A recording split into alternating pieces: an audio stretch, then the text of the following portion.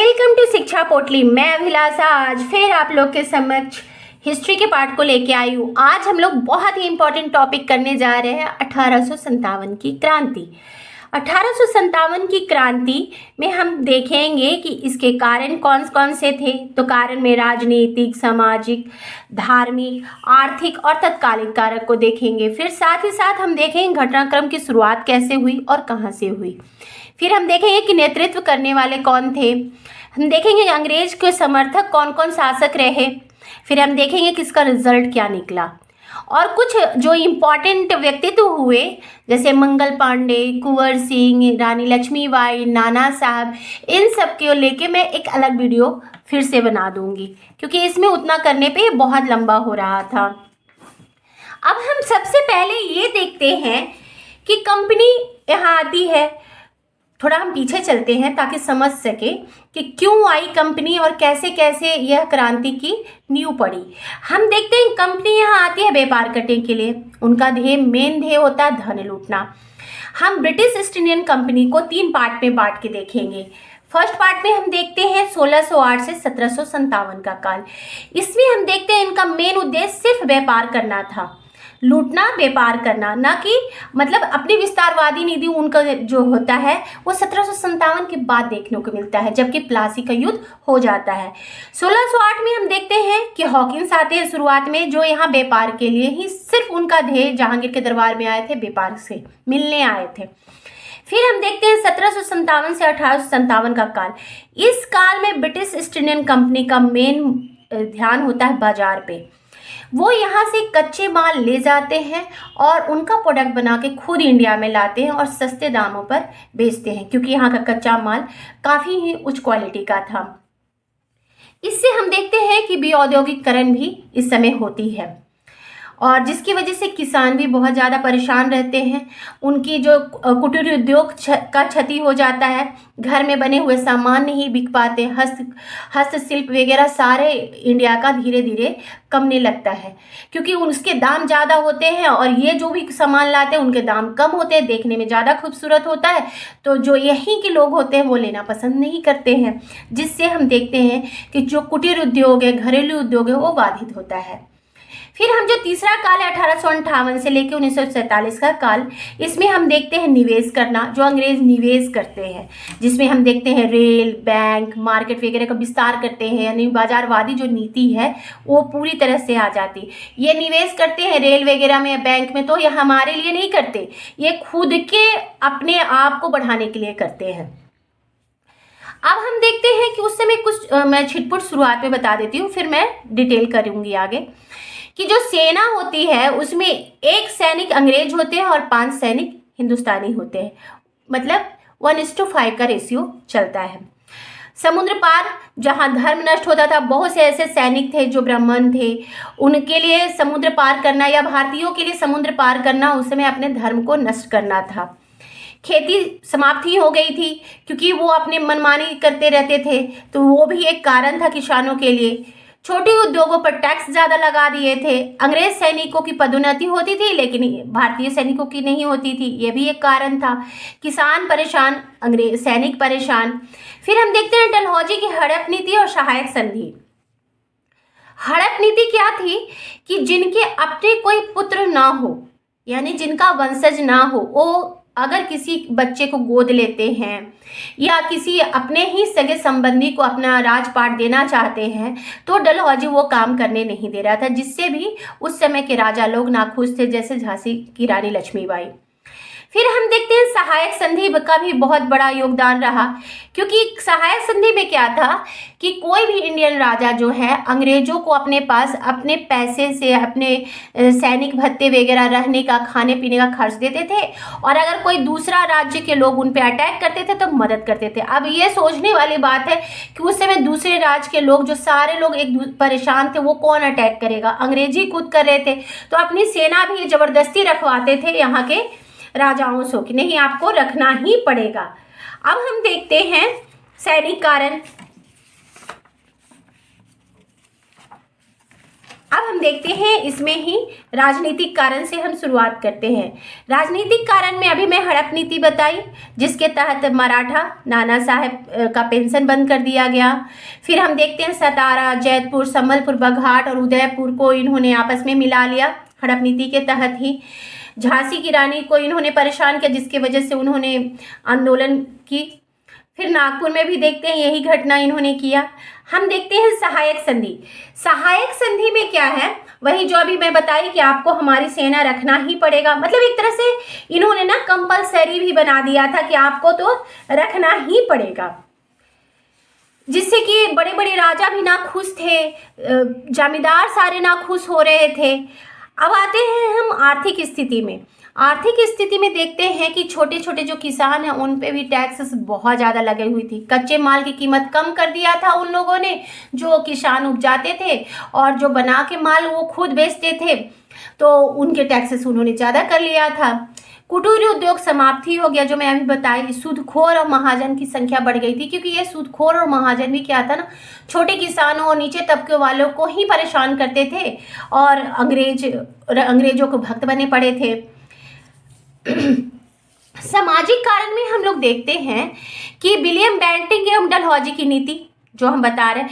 खैर सामाजिक कारण में हम लोग कुछ चीज़ों को अच्छा भी देखते हैं, जैसे उन्होंने सती प्रथा पर प्रतिबंध लगाया, कन्यावध को रोका, बाल विवाह को रोका, विधवा विवाह का समर्थन किया।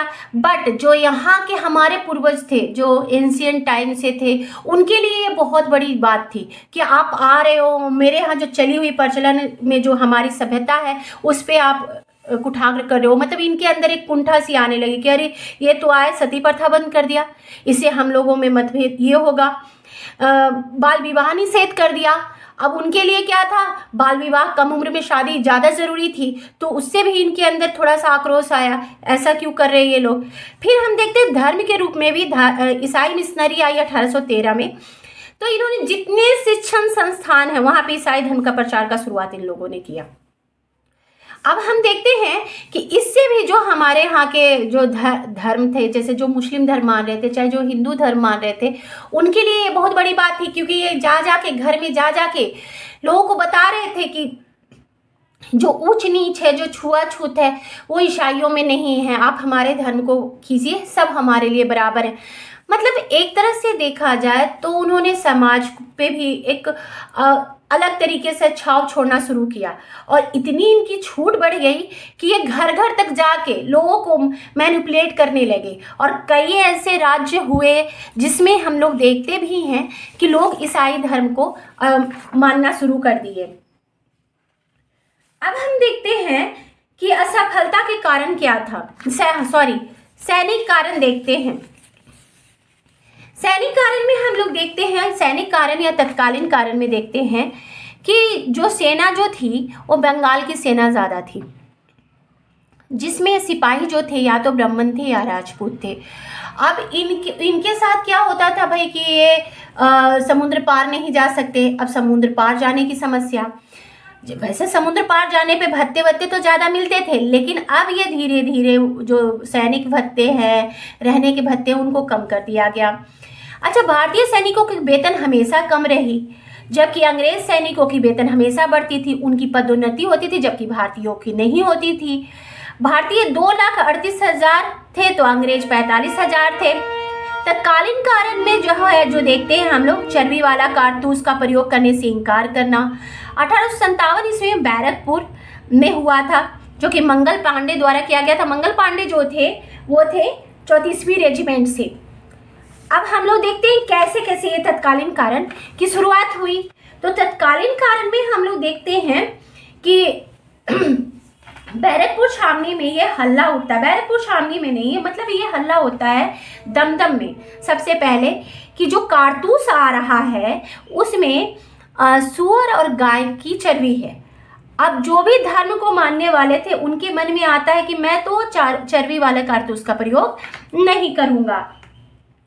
इसी के तहत हम देखते हैं कि 23 जनवरी 1857 को दमदम में कारतूस का प्रयोग करने से वहाँ की सेना ने अस्वीकार कर दिया। फिर वही घटना घटती है 26 फरवरी 1857 को बहरामपुर में, और सैनिकों ने कारतूस को प्रयोग करने से मना कर दिया। धीरे धीरे विद्रोह और बढ़ता है और 29 मार्च 1857 को 34वीं रेजिमेंट के बैरकपुर में मंगल पांडे ने इसका विद्रोह किया और साथ ही साथ विरोध करते हुए उन्होंने कर्नल बाग, जो कि लेफ्टिनेंट बाग भी थे नाम था, उनकी इन्होंने हत्या कर दी। साथ ही साथ मेजर सार्जेंट ह्यूरसन को भी गोली मारी। इसी वजह से मंगल पांडे को 8 अप्रैल को फांसी दी गई। और साथ ही साथ क्या किया गया, जब इनको फांसी पड़ा तो सभी जगह आम जनता तक में वो फांसी को मतलब दिखाया गया, चीज़ों को ढोल पिटवा पिटवा कर बताया गया कि अगर आप लोग कोई भी ऐसे मेरे अगेंस्ट जाइएगा तो आपके साथ ये किया जाएगा। लेकिन एक प्लस पॉइंट ये हुई कि लोग डरे नहीं, या तो आम जनता, ये किसान भी नहीं डर रहे थे, साथ ही साथ जो सेना में थे वह भी नहीं डर रहे थे। और हम देखते हैं कि 10 मई 1857 को मेरठ में पुरी में भारतीय सेना फिर से विद्रोह कर देती है और अपने अधिकारियों पर गोली चला देती है। साथ ही साथ मेरठ में तैनात जितने सैनिक थे, यूरोपीय सैनिक, उनको इन लोगों ने भगाने का भी प्रयास करते हैं। और ये विद्रोही जितने थे 11 मई को दिल्ली की ओर कूच करते हैं। अब इनका मेन ध्येय था कि भाई दिल्ली चलो, दिल्ली जाते हैं और 12 मई को ये दिल्ली पे अधिकार कर लेते हैं। उस समय दिल्ली के जितने शस्त्रागार थे वहाँ पे एक लेफ्टिनेंट थे कर्नल बिलोबी, वो कार्यवाहक थे, उनको ये लोग जितने थे हराते हैं। फिर विद्रोही बहादुर शाह द्वितीय को अपना सम्राट घोषित करते हैं। और भाई अब जैसे मान लो ठीक है, बहादुर शाह द्वितीय उतने महान तो थे नहीं, पर उनको भी अंग्रेज लोग क्या कर दिए थे ना, उनको पेंशन पे कर दिए थे। और साथ ही साथ अंग्रेज क्या कहे, भाई लाल किला को आपको खाली करके जाना है। अब बहादुर शाह द्वितीय भी बेचारे परेशान, एक तो ऐसे ही 90 वर्ष के थे वो, तो उन्होंने सोचा ऐसे भी मुझे मरना है, चलो भाई ये लोग कह रहे हैं तो मैं इनकी बातें मान लेता हूँ। वैसे उनको विश्वास नहीं था कि ये लोग जीत भी पाएंगे, बट फिर भी अब ऐसे भी मरना, तो ये कहते हैं ठीक है, अगर आप लोग मुझे सम्राट मानते हो तो मान लो। लेकिन फिर हम देखते हैं कि बहादुर शाह जब सम्राट बनते हैं तो बख्त खां जो बरेली में थे, बहुत ही अच्छे मुख्य नेता उस समय बनते हैं और आते हैं और कार्यभार संभालते हैं, और यही वहाँ पे दिल्ली की कार्यभार को संभालते हैं। इस संघर्ष में जॉन निकोलसन जो कि दिल्ली में था, उसकी मृत्यु हो जाती है, जिसके बाद हडसन आते हैं। और हडसन जो है वहाँ पे विद्रोह को कहीं लगभग समाप्ति कर देता है, जिससे प्रभाव पड़ता है पूरे भारत पे भी कि अगर दिल्ली ही हाथ से निकल गई तो फिर तो पूरा निकल गया। और हडसन क्या करता है कि सम्राट के 2 पुत्र मिर्जा मुगल और मिर्जा ख्वाजा सुल्तान, और उनके ये पोता रहता है, नाम था मिर्जा अबू बकर, उसको लाल किले पे लाकर सबके सामने गोली मार देते हैं। और साथ ही साथ हडसन बहादुर शाह द्वितीय को रंगून भेज देते हैं। अब हम देखते हैं कि विद्रोह का प्रसार हम एक बार देख लेते हैं कि विद्रोह का प्रसार कहाँ कहाँ तक हुआ था। तो मेरठ से प्रारंभ हुआ, उत्तर प्रदेश उत्तर पश्चिम प्रांत में सेना के साथ आम जनता भी थी, लखनऊ कानपुर होते हुए झांसी बिहार में, अपने आरा में भी कुंवर सिंह के द्वारा, इलाहाबाद फैजाबाद बरेली मंदसौर असम उड़ीसा कुल्लू और राजस्थान तक ये फैलती है। अब हम इसे थोड़ा सा मैप के थ्रू भी देख लें कि मेरठ में हम देखते हैं करम सिंह नेतृत्वकर्ता होते हैं, मथुरा में देवी सिंह होते हैं, ग्वालियर में तात्या टोपे होते हैं, झांसी में रानी लक्ष्मीबाई होती है, बरेली में खान बहादुर खान होते हैं, कानपुर में नाना साहब होते हैं, और लखनऊ में बेगम हजरत महल होती हैं, बैरकपुर में मंगल पांडे तो होते ही हैं, उड़ीसा में सुरेंद्र शाही या उज्जवल शाही 2 भाई थे वो रहते हैं, आरा में कुंवर सिंह और असम में मनीराम दत्त। और उस समय ब्रिटेन के प्रधानमंत्री थे पामस्टन, और भारत के गवर्नर थे लॉर्ड कैनिंग, और भारत के सम्राट थे बहादुर शाह जफर। अब हम देखते हैं कि असफलता क्यों हुई, कुछ तो कारण रहा होगा। तो बहुत से ऐसे कारण थे असफल होने के लिए। हम देखते हैं कि विद्रोह सीमित स्वरूप था, विद्रोह का स्वरूप जो था वो बहुत ही सीमित था। कुछ राज्य जो बहुत ही शक्तिशाली थे, जैसे पंजाब के सिख गुरु लोग, वो लोग इन्वॉल्व ही नहीं हुए। क्यों? क्योंकि अंग्रेजों ने कहा भाई देख लो, ये उसके जो मुख्य नेता हैं सम्राट बहादुर शाह, जिनसे हमेशा आपका पंगा रहा है, तो ये भी बोले हाँ भाई ये बात तो सही है, क्योंकि पंजाब में जैसे सिख गुरु जो 5वें सिख गुरु थे अर्जुन देव, उनको जहांगीर के टाइम में फांसी पड़ती है, और 9वें गुरु गुरु तेग बहादुर, उनको औरंगजेब ने फांसी दी थी। और हर धर्म में अपने गुरुओं, अब जैसे गुरु हुए, भगवान हुए, उनसे तो सब अटैच होते हैं। तो हम देखते हैं कि सिख लोग इन्वॉल्व ही नहीं होते, अगर सिख होते तो शायद थोड़ा कुछ प्रभाव और अलग होता, क्योंकि वो उनकी शक्ति काफ़ी थी ना। कश्मीर शामिल होता है, उड़ीसा का भी कुछ ही क्षेत्र होता है शामिल, दक्षिण भारत तो एकदम नगण्य ही रहता है। तो ये भी इफेक्ट पड़ता है, क्योंकि एकजुटता नहीं आती है। फिर देसी नरेश सामंत जो गद्दारी कर देते हैं, उनका सहयोग नहीं मिलता। जैसे ग्वालियर और सिंधिया, जब रानी लक्ष्मीबाई थी तो चाहते तो ये मदद कर सकते थे, लेकिन नहीं, उल्टा अंग्रेजों को ही बुला लेते हैं, तो इससे भी प्रभाव पड़ा। योग नेतृत्व का अभाव था कि नेतृत्व मतलब जो थे, जहाँ जहाँ थे वो योग्य थे, लेकिन एकजुटता नहीं थी, तो अभाव ही था। कोई सेंट्रल में नहीं था मजबूत ताकत। उद्देश्य का अभाव, सब अपने अपने उद्देश्य के लिए लड़ रहे थे।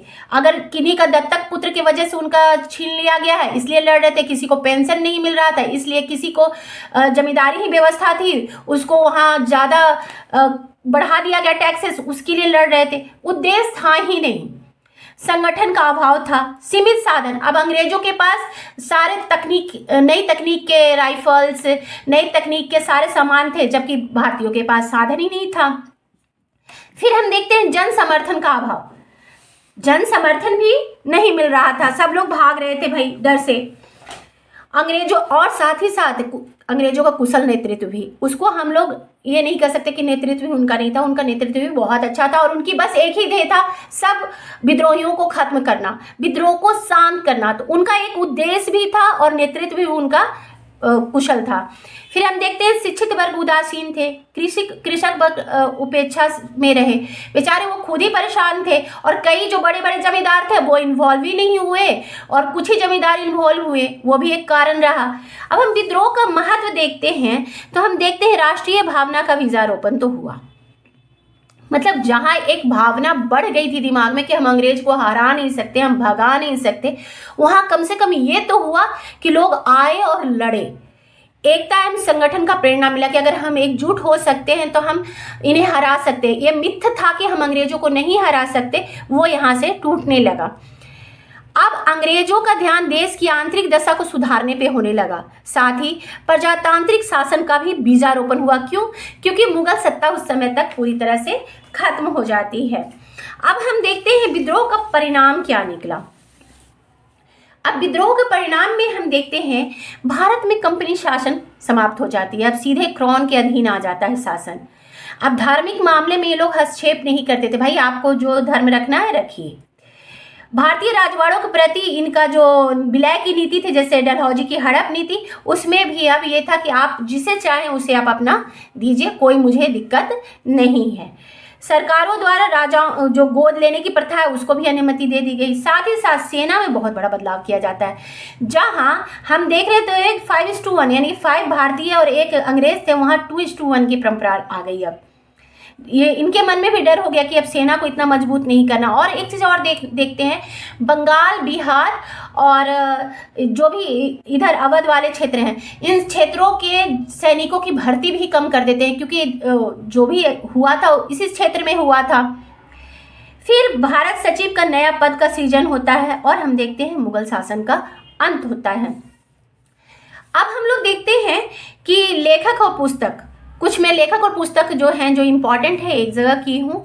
जैसे वी.डी. सावरकर का पुस्तक है the Indian war of independence 1857, एसेन Sen की पुस्तक है 1857, सर सैयद अहमद खां की पुस्तक है असबाबे बगावते हिंद। ये सारी पुस्तक बहुत इंपॉर्टेंट है। R.C. मुजद्दर की है द सिपाही mutiny and the revolt of 1857। अब हम लोग देखते हैं कुछ चीज़ों को और, जो कि किनका कथन क्या था, ये बहुत ज़रूरी है, इसे भी हम लोग देखते चलते हैं। अब जैसे देखते हैं कि सर जेम्स ऑल्ट्रम जो कि अंग्रेज थे, W. टेलर, उन्होंने कहा कि ये कोई बहुत बड़ी क्रांति तो थी नहीं, ये हिंदू मुस्लिम का षड्यंत्र था। मतलब अब बचाने के लिए अंग्रेज क्या कहेंगे, यही कहेंगे। वी.डी. सावरकर कहते हैं स्वतंत्रता की पहली लड़ाई, सबसे बड़ा व्यक्तित्व अगर कोई दिए थे तो वो थे वी.डी. सावरकर, जिसके वजह से वी.डी. सावरकर अंग्रेजों के लिए एक बहुत बड़ा ये हो जाते हैं कि ये बहुत बड़ी बातें बोल रहे हैं। फिर हम देखते हैं आरसी मजूमदार बोलते हैं तथाकथित प्रथम राष्ट्रीय स्वतंत्रता संग्राम न प्रथम था न राष्ट्रीय न स्वतंत्रता। फिर देखते हैं कथन जॉन लॉरेंस सीले का, जो इंपॉर्टेंट कथन था उसे मैंने एक जगह किया, मैं इस पे भी ट्रिक दे दूंगी। जॉन लॉरेंस सीले बोलते हैं यह केवल सैनिक विद्रोह था और कुछ भी नहीं था। वो तो बोलेंगे भाई। टी.आर. होम्स बोलते हैं कि बर्बरता और सभ्यता के मध्य का युद्ध था। मतलब कुछ लोगों के कथन काफ़ी बड़े बड़े भी रहे। मुझे उम्मीद है कि आप लोग को समझ में आया होगा। धन्यवाद।